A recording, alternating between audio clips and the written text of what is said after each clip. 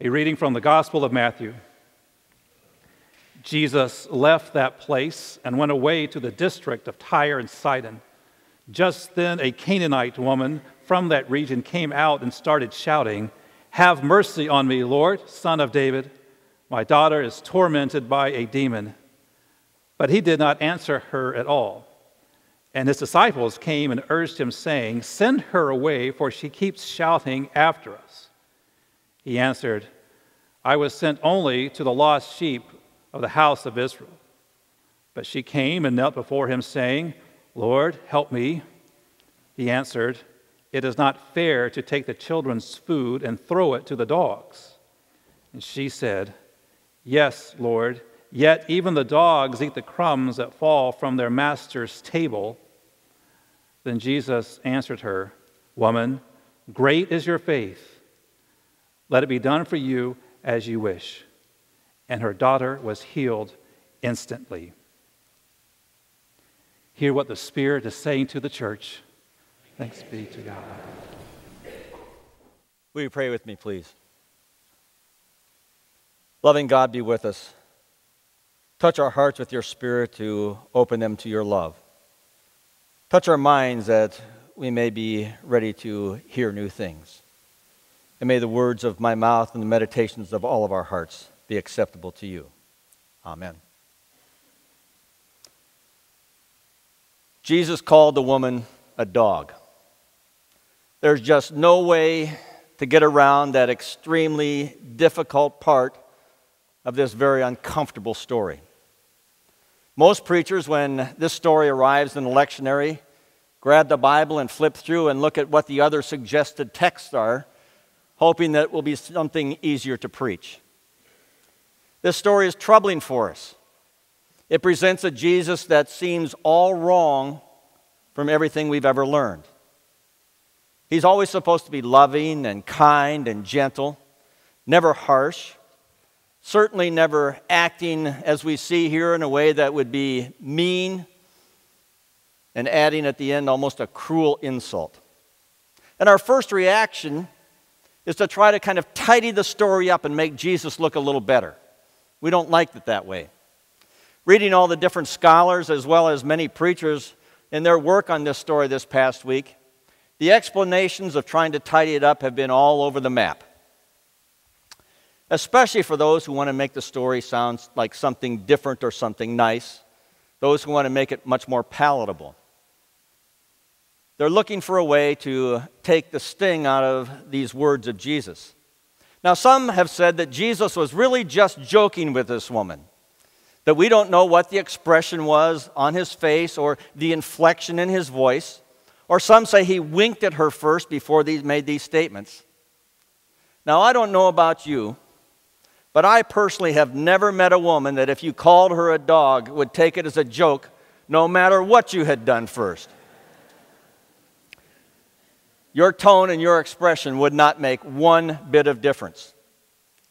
In fact, in this day and age, that would probably be referred to as what we'd call fighting words. And would end up with the person who had called that woman a dog suffering in some imaginable way. And what would you husbands think would happen at your house if you ever had the lack of good sense, one of those really stupid moments where you instantly regret opening your mouth? And you know exactly what I'm talking about. If you referred to your wife as a dog. But if you're lucky, you might be sleeping on the couch that night. That would be if you survived. And it certainly would cost you a lot of very expensive jewelry to begin to heal it. And the other part is she would never, ever, ever, ever forget it. And make sure that you didn't either. So calling her a dog a joke, I don't think so. It just doesn't seem to work. Another one that really amazed me was someone said he was really referring to her as being cute like a puppy. I don't know if you buy that, but I certainly don't. There's certainly not that thing in this kind of exchange. There's no soft puppy language in this story. He called the woman a dog. Now, what we need to keep in mind is that there's a lot of background in this story. And one of the important things is to know that Jesus grew up as a Jew. the Jews didn't think much of the Gentiles, and especially the Canaanites. They despised and detested the Canaanites. They considered them beneath contempt. So for us to understand all that's happening here, both in what's being said and why it's being said, we need to look a little deeper into the story and also have an understanding of the culture and the time and the place where this story happened. We need to understand the background of all the prejudices that existed in the world at that time. As I said, first and foremost, we have to remember Jesus was a Jew. And he and the disciples were traveling in an area that Jews tended to avoid. In fact, encountering people in that region could make them unclean. Jews had no use for Canaanites. They were the lowest of the low, and certainly any Canaanite was unworthy to approach and speak to a Jew. So a Canaanite, the religious scum as far as the Jews were concerned, how dare they say something? Secondly, this was a woman. And it didn't help that the woman was a Canaanite. As you may well be aware, at the time of Jesus, women had a very low status in the Jewish society. They were considered the property of their husbands or their fathers.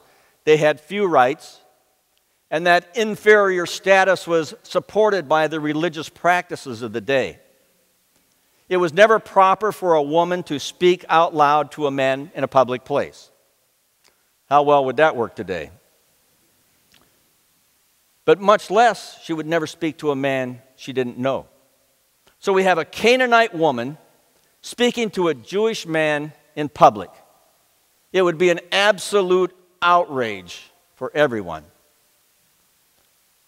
Yet she was asking Jesus for help.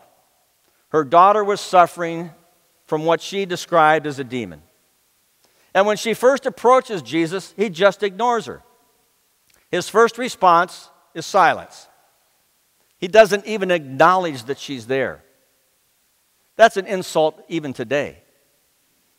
I don't know about you, but one of the most infuriating things I can imagine is speaking to someone and they just ignore you or refuse to reply. But that's exactly what Jesus did, just totally ignored her. But she was a woman on a mission. She needs help for her child, and she will let nothing stop her. So she speaks again. And the response that Jesus gives at that point is a very exclusionary kind of statement. It's a sign of the religious prejudice that existed. The Jews considered the Canaanites outside of God's circle. So his response was, I was sent only for the lost sheep of the house of Israel. And that would have been a very typical Jewish response. It was a cultural response that everyone in that time period understood. But the woman still was not going to be dissuaded. And she begged him more and said, Lord, help me. And this is the time that Jesus answered with what to us is a very uncharacteristic, harsh reply. It's not fair to take the children's bread and throw it to the dogs. What a cruel response that seems to be for her request for help. But it talks about the prejudice of the day. Billy Graham tells a story about what happened one time in a classroom. Teacher was talking to her class, and she said, how many of you want to go to heaven? And all the hands shot up in the air, except one. She was kind of surprised by that, and she said, Charlie, do you mean you don't want to go to heaven? He said, sure I do, but not with this bunch.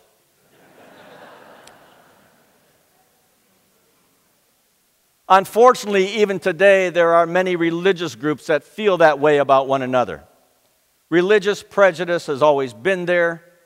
This story talks about the religious prejudice, an exclusiveness that existed then, exists today. And that's important for us to think about, that exclusiveness, because it is evident in the Gospels.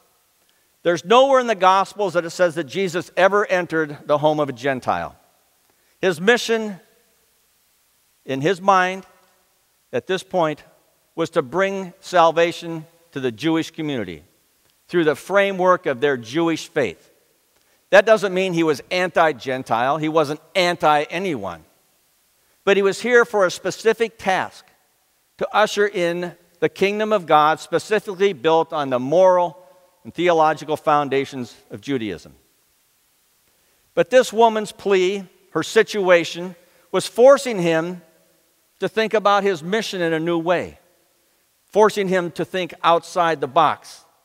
And he seems a little uncertain how to deal with that. And maybe that's why initially when she talked to him, he didn't say anything. He was caught off guard. Now, some scholars say that he was just absent-mindedly saying what was a common saying that day, that it wasn't right to feed what was for the children to the dogs. Or maybe, just maybe, this story has been included as a reminder for us about how pervasive prejudice is in every culture. How hurtful it is to use a derogatory term to refer to any person. Maybe it was intended as a story to shock us a bit. Remember, Matthew was writing for a Jewish audience, and most of them had probably referred to the Canaanites as dogs, if not publicly, at least privately. At any rate, this very caustic phrase hangs there, and it causes us discomfort. It's not right to take the children's bread and toss it to the dogs. But then this woman gives an amazing and wonderful response. She said, "Yes, but even the dogs eat the crumbs that fall from the master's table." It's a powerful response. And at this point, it seems that Jesus suddenly has a change of heart. He sees life from a new point of view. And he not only grants her request, he commends her for her faith. In other words, Jesus learns to hear his own words through the ears and words of this woman's faith. And that's why ultimately he declares to her, "Woman, great is your faith." He didn't say you're very clever. He said, "Great is your faith." He was seeing things in a new way, a way of breaking down those societal walls of prejudice that so often exist.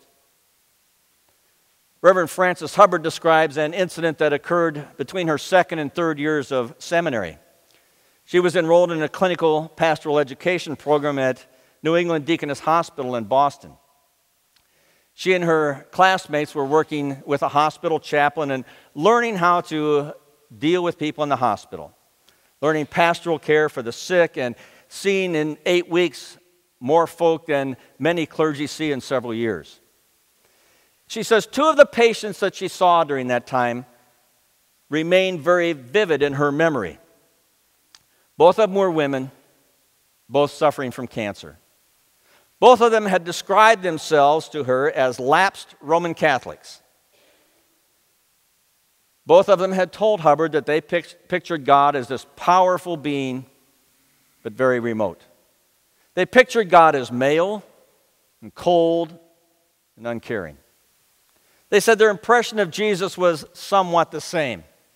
But both of them told her, in our hours of worst suffering, in our greatest need, we didn't think there was any use in praying to God or to Jesus, so we prayed to Mary, because she's a woman and she understands. Now, Frances Hubbard is a Protestant, and she said inwardly she cringed at the idea of praying to Mary. But she still wanted to minister to these 2 women. So she said she would pray with them and try to emphasize in her prayers God's love and compassion. But she said one day after she left one of their bedsides, it hit her. What if they had been Protestant and had that same image of God as male and remote and uncaring? What if they had no Mary to pray to? Frances Hubbard says, I paused and I thanked God for Mary. That's a powerful insight, isn't it? Sometimes as a culture we harbor prejudice between genders, prejudice between racial groups, prejudice between religious groups, prejudice between all kinds of things. And the prejudices serve as barriers to accepting one another. We've seen that play out this past week in St. Louis. And some of these prejudices will affect how we even see God. And we may not be aware that we have them until something happens to wake us up, to change our way of looking at things. So the question we have to ask as we read this whole passage and look at it is, did Jesus learn something new in this incident? Did he learn something new? Now that may sound like a kind of odd thing, and our first answer is, sure, why not? But then we begin to worry about all the implications of that. If Jesus learns, a little voice inside of us may ask, well, was he not perfect? And suddenly a whole other list of questions become very evident for us. But the other possibility is that Jesus' own sense of God's kingdom was challenged and stretched and enhanced by his encounter with this fierce and faithful woman. Maybe that is, Jesus is serious. He believed he was sent only for the Israelites at first. And this woman takes him on and in fact persuades him that something larger is at stake with all of this. In this context, her great faith isn't so much about an amount of faith. It's about the fact that she just simply grabbed a hold and hung on and wouldn't let go. This means if we want to learn, first we have to listen. If we want to learn, first we have to listen.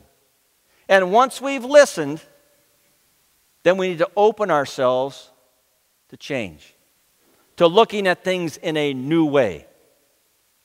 In the Jewish tradition, learning is a verb. It's a never-ending action. It's a lifelong process. Hilary Stratton, in Preaching the Miracles of Jesus, says that this encounter was part of Jesus' growth and development, a learning experience for him. He says, as the book of Hebrews says, Jesus learned obedience from the things he suffered. Well, then, wouldn't he also learn to have largeness of heart out of the life situations he faced? Did he not continue to increase in wisdom and stature and favor with God and people? That was announced at his age of 12, and his growth continues as an adult. The sad part is that right now, changing one's mind has gotten a lot of bad press. In the feeding frenzy of political campaigns, there's any evidence that a candidate has repositioned themselves or rethought or reconsidered their original view is considered flip-flopping or being wishy-washy.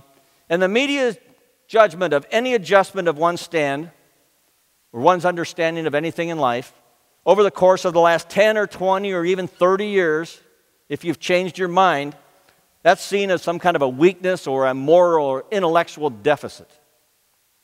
But learning is a continual interaction with the challenging experiences of life, with the information that surrounds us. It's a lifelong process. Gerontologists are now recommending that as we age, we should intentionally set up unexpected circumstances or encounters for ourselves every single day. And we do that in order to keep our brains fit and flexible. They say do such simple things as taking a different route to the store. That's going to mess you up, isn't it? Or doing a crossword puzzle. Or planning and following through on a sewing or building or creative project. It helps keep our brains strong and healthy. Gives us the ability to learn. So what did this already learned 12-year-old child do for the next almost 30 years? He learned. Gospel of Luke says Jesus increased in wisdom and in years and in human and divine favor. Those silent years weren't Jesus' lost years, they were his learning years. He needed that long to truly integrate his humanity and his divinity and become that fully integrated human who taught us how to live. Matthew would have us note something very important, that Jesus kept learning, even as he was active in his public ministry in all that phase of life. And in today's gospel text, the story of the Canaanite woman, there's no doubt that Jesus is encountering a learning experience. It's through a confrontational dialogue, which Jewish scholars do even today, a technique that is used for learning that would have been very familiar to Jesus with his Jewish tradition. And this Gentile, this Canaanite, this woman enables Jesus to come to a deeper and wider awareness of his mission. of God's mission, of God's all-encompassing love. It's important to note that nowhere in this exchange does a Canaanite woman dispute the importance of the house of Israel or what Jesus was supposed to do. And the woman herself also learns in this experience. She learns from Jesus' words. What she learns is that ribbon of faithfulness and compassion and love from God is bound to all of God's people. And Jesus' declaration, it's not fair to take the children's food and throw it to the dogs, depicts for her a household image that she recognizes. She knows that all who reside in a household are the householder's responsibility and concern. If Jesus refers to the Canaanite woman and all of her people as house dogs in God's household, to her that means they're part of the family. How many of you have pets that are part of your family? The easiest one to get along with in your family. The one who always listens. The one who doesn't pass judgment. The one who's always happy to see you. So she hears this as inclusion, not as exclusion. For the house dogs are a welcome part of the household. And a householder takes care of all that are in the household. And this is what this woman learns from what Jesus said.